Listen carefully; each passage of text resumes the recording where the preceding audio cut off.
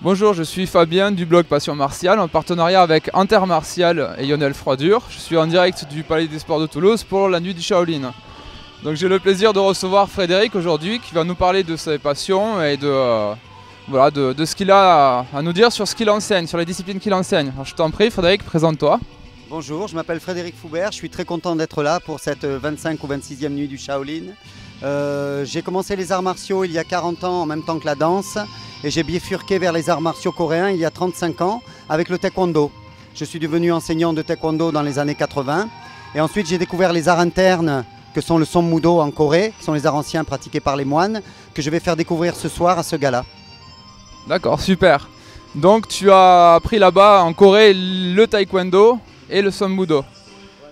J'ai commencé le taekwondo avec un maître coréen qui était venu à Toulouse à la fin des années 70. Et ensuite, je suis allé en Corée à la source pour essayer d'approfondir un petit peu plus toute la partie martiale.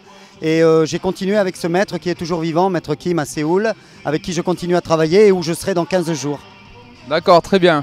Donc comment tu as été reçu là-bas? Tu avais déjà un contact donc en France. Comment ils t'ont reçu là-bas en Corée? Donc j'ai été adopté en Corée il y a plus de 30 ans. Par ce maître, par ces maîtres ensuite, puisque j'en ai rencontré d'autres. Et c'est un pays où je me sens bien, où les gens sont très accueillants et où ils ont envie de vraiment partager, de faire découvrir leur art. Donc c'est très intéressant pour évoluer. D'accord.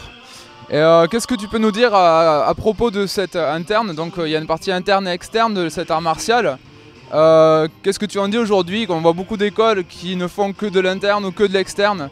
Est-ce que c'est important pour toi ou pas de toujours conserver ces deux sources ensemble? Voilà, le lien pour moi s'est fait naturellement, c'est-à-dire que je sentais dans ma pratique externe qu'il manquait quelque chose, notamment tout l'aspect énergétique, où j'étais fatigué après les entraînements, etc. Parce que ça fait très longtemps que je pratique. Et puis avec l'âge aussi, on accumule un peu plus de fatigue, on récupère moins bien. Et à un moment de ma vie où j'étais blessé, avec beaucoup de blessures liées au combat du taekwondo, j'ai découvert ce temple, comme quoi il n'y a pas de hasard dans la vie, où ces moines, pendant 2 mois, m'ont soigné à travers des exercices de Qigong.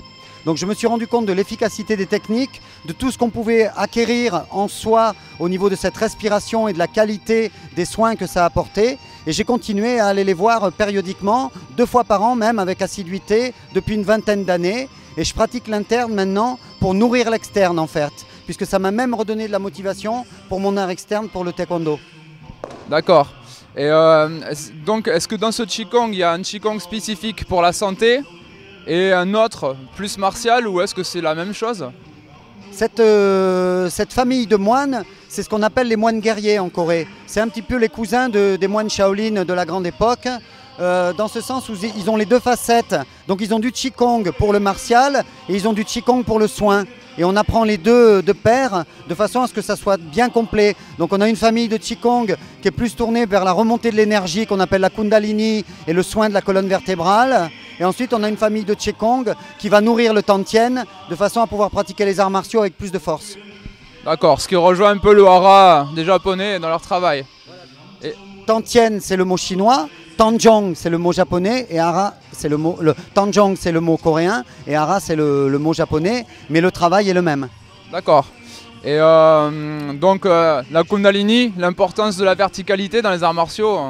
On entend souvent dire les professeurs d'arts martiaux, tenez-vous droit, on doit être droit. C'est pas pour être fier de soi, mais il y a un aspect derrière énergétique, mais aussi, on va dire, au niveau des muscles profonds du dos. C'est ça, on travaille donc sur la remontée de l'énergie le long de la colonne vertébrale. Notre corps est composé aussi d'os, mais aussi d'énergie, de sang qui flue, qui amène l'énergie. Et du coup, mieux le placement est, mieux on est fort, et plus l'énergie peut bien remonter et se diffuser, et aussi plus facile à éliminer. Qu'est-ce que le taekwondo, la partie externe, apporte aux élèves à qui tu l'enseignes? Qu'est-ce qu'ils viennent chercher et petit à petit, qu'est-ce qu'ils y trouvent avec l'externe et ce que tu amènes derrière peut-être avec l'interne? Voilà, en fait, si tu veux, chacun va vers un chemin où on se rejoint à un moment donné. C'est-à-dire que les plus jeunes vont de l'externe vers l'interne. C'est-à-dire que ça va leur faire prendre confiance en soi, etc. Travail de l'équilibre et tout ce qui existe dans le travail aérien du taekwondo, qui est très intéressant finalement. Mais ensuite, en vieillissant, ils vont aller chercher autre chose. Et ils se seront nourris de cet externe pour aller vers l'interne. Avec le Sommudo, on fait le chemin inverse. On nourrit l'interne pour aller vers l'externe. D'accord, très bien. Et tu enseignes sur Toulouse, dans la région toulousaine? Voilà, donc on a un centre qui se trouve à Escalquens, ça c'est le siège. On a une association française pour le développement du son Mudo aussi, dont le siège est à Toulouse. Et maintenant on a une dizaine de clubs dans le son Mudo en région Midi-Pyrénées. On est en train de former des instructeurs dans toute l'Europe. D'accord, super. Mais écoute Frédéric, merci pour ce partage. J'espère qu'un maximum de gens verront ce que tu leur apportas dans cette courte vidéo. Écoute, je te remercie. Et peut-être à bientôt en stage. Je suppose que tu fais des stages aussi. On fait plein de stages et à bientôt et bon gala pour la nuit des arts martiaux. Merci, bonne soirée.